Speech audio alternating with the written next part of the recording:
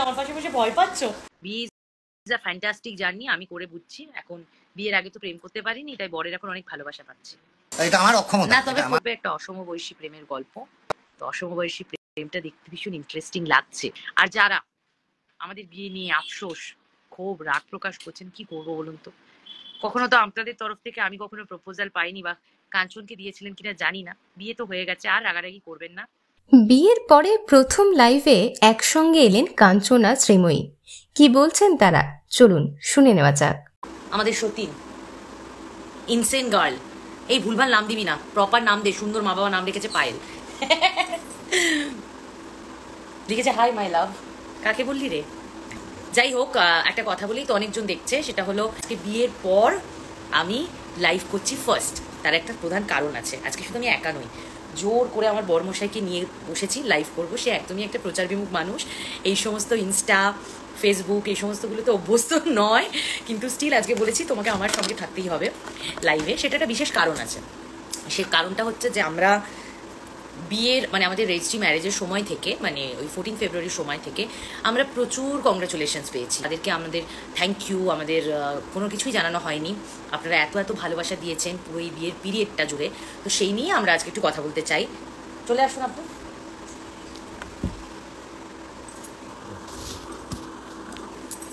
Live হচ্ছে। নমস্কার। আজকে আমি প্রথমবার লাইভে। আপনারা যারা আমাদের সঙ্গে থেকেছেন, আমাদের এই বিবাহ উপলক্ষে যারা সব রকম মিথ্যা কথা বলবো কেন, সাধুবাদ, সমালোচনা যারা করেছেন, যারা যারা যা যা করেছেন তার জন্য অনেক অনেক ধন্যবাদ। সবাইকে জানাই আন্তরিক শুভেচ্ছা, ভালোবাসা ও প্রণাম। ভালো থাকবেন, সুস্থ থাকবেন। এখন একটা নতুন জীবন, নতুন পথ চলা, তাই একটু নিজেদের মতো করে সময় কাটাচ্ছি। এই সবে অষ্টমঙ্গলা আমাদের শেষ হয়েছে, এবার আরও এগিয়ে যেতে হবে।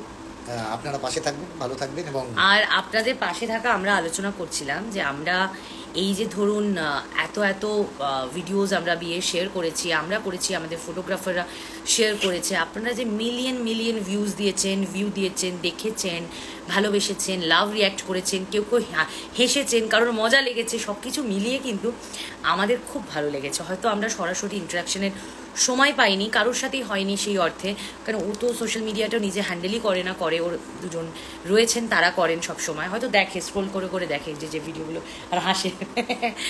এবার আমাদের ক্ষেত্রে তো আমি দেখি একটু, আমি তো ছবি টবিও পোস্ট করি। এবার সেক্ষেত্রে কিন্তু আমি বলছি যে আপনাদের এত শুভেচ্ছা বার্তা পেয়েছি, এত কংগ্রাচুলেট করেছেন পার্সোনালি। ইভেন বিশ্বাস করুন, আমি শিবরাত্রি, বিয়ের পর আমাদের প্রথম শিবরাত্রি ছিল, এবং আমি শিবরাত্রিতে যখন মানে করতে গেছিলাম আর কি, শিব মন্দিরে গেছিলাম, তখন রাস্তায় লোকজন ধরে ধরে বলেছে থ্যাংক ইউ, খুব ভালো লাগছে, কংগ্রাচুলেশনস। এগুলোই তো আমাদের কাছে ব্লেসিং। স্যান্ডি সাহা অফিসিয়াল লিখেছে কাঞ্চনদাকে দারুণ লাগছে। কাঞ্চনদার তরফ থেকে আমি জানিয়ে দিলাম thank you, loads of love. Sandy Shah লিখে তোমার দারুণ লাগছে বলেছে, অনেক ভালোবাসা।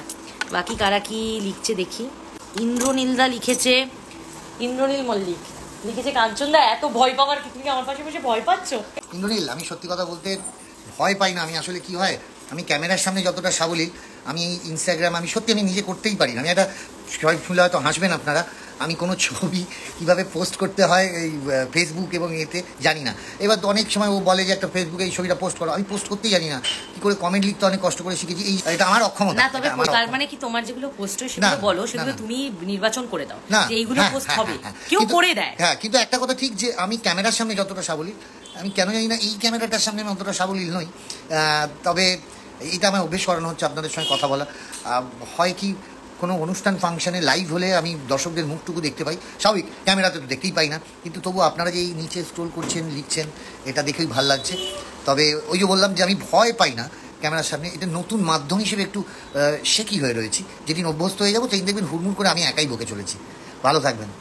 আর যারা আমাদের বিয়ে নিয়ে আফসোস, ক্ষোভ, রাগ প্রকাশ করছেন, কি করবো বলুন তো? কখনো তো আপনাদের তরফ থেকে আমি কখনো প্রপোজাল পাইনি, বা কাঞ্চনকে দিয়েছিলেন কিনা জানি না। বিয়ে তো হয়ে গেছে, আর রাগারাগি করবেন না।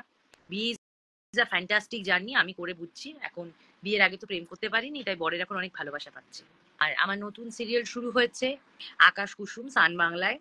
আমি দামিনীর চরিত্রে অভিনয় করছি, দামিনী চ্যাটার্জি, এবং সেখানে আবার বদমাইশি করছি আমি। শ্রীময় করছে না, দামিনী করছে। তো সুতরাং আপনারা যেরকম এর আগে বিগত চরিত্রগুলোতে আপনারা ভালোবাসা দিয়েছেন, ভালোবাসায় ভরিয়ে দিয়েছেন, খুব খুব ভালোবাসা পেয়েছি, এখনো অনেক অনেক ভালোবাসা পাই, অনেক ট্যাগ করে অনেকে।